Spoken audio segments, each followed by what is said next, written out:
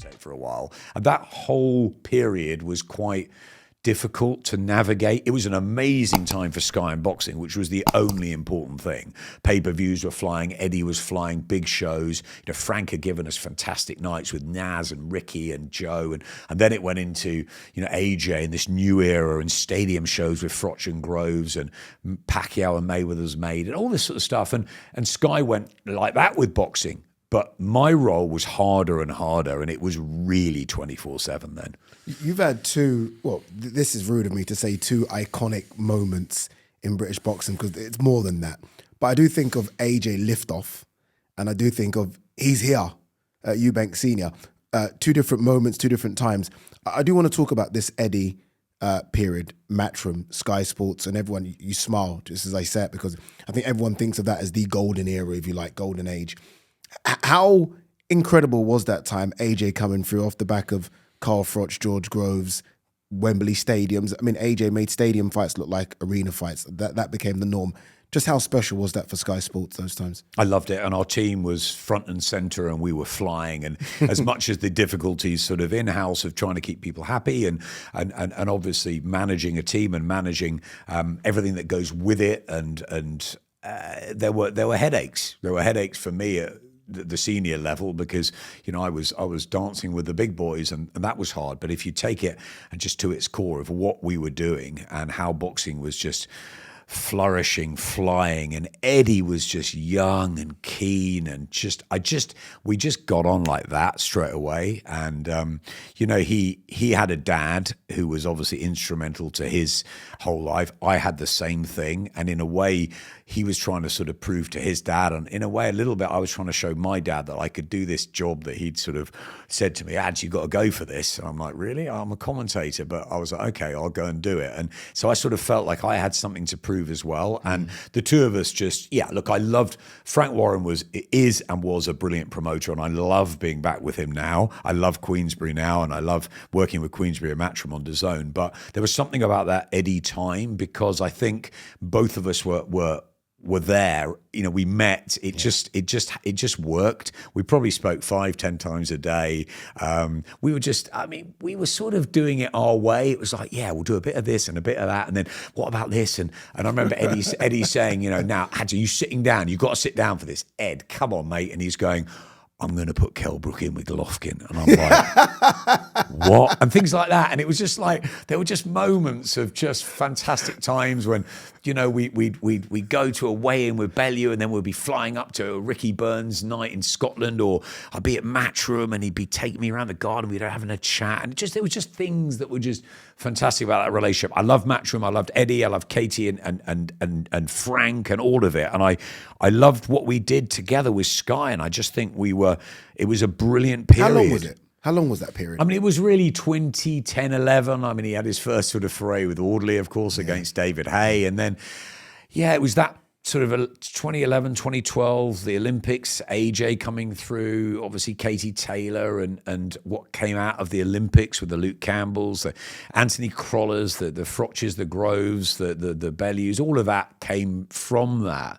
And and it was Barney's idea of sort of going with one promoter, and it was difficult for Ricky Hatton's promotional team and Frank Maloney's and Mick Hennessy's, but that was the choice. We went with it. It worked. And by going with one, it did. It really worked with Eddie, and we turned from probably some big shows, but a lot of leisure centre shows into arena shows, and we started to have fun with it. And, celebrities wanted to be there, different sports. I remember saying, right, guys, let's get the best names in each sport and let's get them talking about boxing. Who really loves boxing? I heard something with Andy Murray talking about boxing. I thought, he really knows it. Phil Taylor loves boxing. Wayne Rooney, Stevie G, Rory McIlroy. I just thought, let's Ronnie O'Sullivan. I was like, okay, we're going to get out to all these different sports and we're going to get them talking about boxing. And it sort of worked. Rooney was tweeting for us, and it just started to build into these stadium shows. And of course, AJ was huge. He was the poster boy. Everyone loved AJ, whether it was my wife, my daughters, my brothers, my son, everyone fell in love with AJ. And I think, it was just a great fun time. It was hard work. There was still a lot of American shows. HBO and Showtime were still flying. I think it was great. And fights starting to be made. You know, Froch Groves, there was a story, and we helped make it on Ringside, week in, week out. All the fighters wanted to be on that show. It was, as social media was just starting. Remember, Naz and Ricky had been before social media. Now social media was getting going. We had that time to really explode, and these stories to be told. And Froch and Groves didn't like each other. Therefore, right, let's get into this and do that. And yeah, we had these stadium shows and big, and AJ Klitschko. You talk about the liftoff.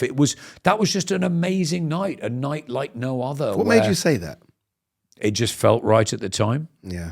I don't know. I sometimes write a few things down before shows, you know, in ring walks, whatever, but never for the end of fights. You know, I go with what I think, and it felt like the whole country was lifting off almost. It felt like it was an unbelievable promotion. It was two incredible athletes, wonderful ambassadors for the sport. Klitschko at one stage of his career almost like passing the torch. He had AJ hurt, almost stopped. It was a heavyweight battle for 90,000 people there, millions watching around the world, 150 countries or whatever taking it.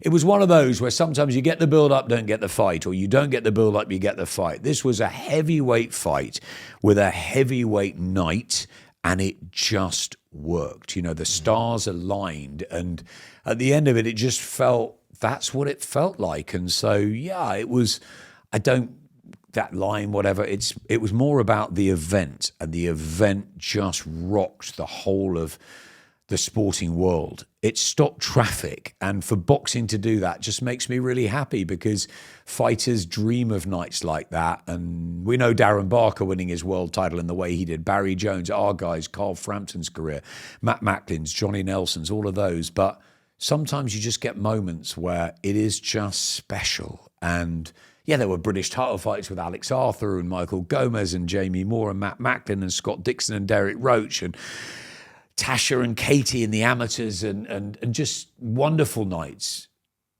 Clarissa Shields, Savannah at the O2, the all-female card.